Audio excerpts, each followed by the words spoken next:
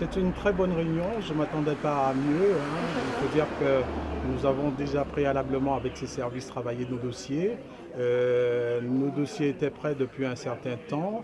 Nous avons nos financements, il manquait que la participation régionale, chose promise aujourd'hui. On attend quand même la commission permanente qui va valider, mais le président Ari Chalus m'a assuré que la discussion que nous avons eue sera celle qui sera votée en commission permanente ou en commission.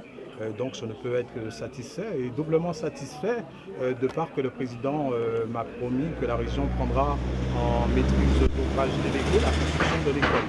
Comprenez que l'école, c'était une de nos priorités. Le grand chantier de la mandature, c'est plus de 5 millions. Si la région prend en charge, même s'il y aura une participation communale, je ne peux être que satisfait. Le président Chalus est un homme de parole, un jeune président. Comment il ne pourrait pas être homme de parole?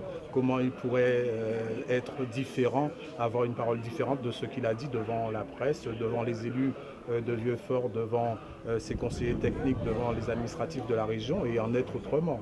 Il reste encore beaucoup de choses, notamment la construction de la nouvelle bibliothèque, la réparation de routes, de nouvelles dessertes que nous allons négocier dans la deuxième partie de sa mandature, puisqu'il est dit qu'il était nécessaire que nous puissions négocier sur 2017-2018. On aura très certainement l'occasion de négocier les autres projets communaux pour le reste de la mandature, c'est-à-dire 2019-2020.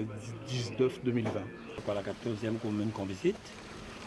Il nous reste encore beaucoup de communes à voir et aujourd'hui ça a été quand même une visite très instructive parce que nous avons pu voir un peu l'attente de la population de Vieux-Fort par son maire et nous avons confirmé au maire cet apport que la région lui fera rapidement dès la prochaine commission permanente concernant le stade, le complexe sportif, les écoles, le phare, l'aménagement autour du phare et les brodeuses ici que j'avais rencontré avant les élections, que j'avais promis d'accompagner. Et aujourd'hui, je suis venu confirmer à ces personnes que je vais les accompagner.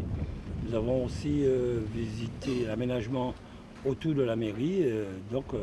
Nous avons répondu à l'attente du maire. Et nous allons prendre en maîtrise d'ouvrage délégué la construction de l'école. Les dossiers sont prêts. L'architecte a déjà fait le plan. Il ne reste qu'à lancer la maîtrise d'œuvre. Et je pense que d'ici 6 mois, si tout va comme nous le voulons, on aura le permis pour pouvoir accompagner à la reconstruction de l'école qui porte le nom de l'ancien maire décédé récemment.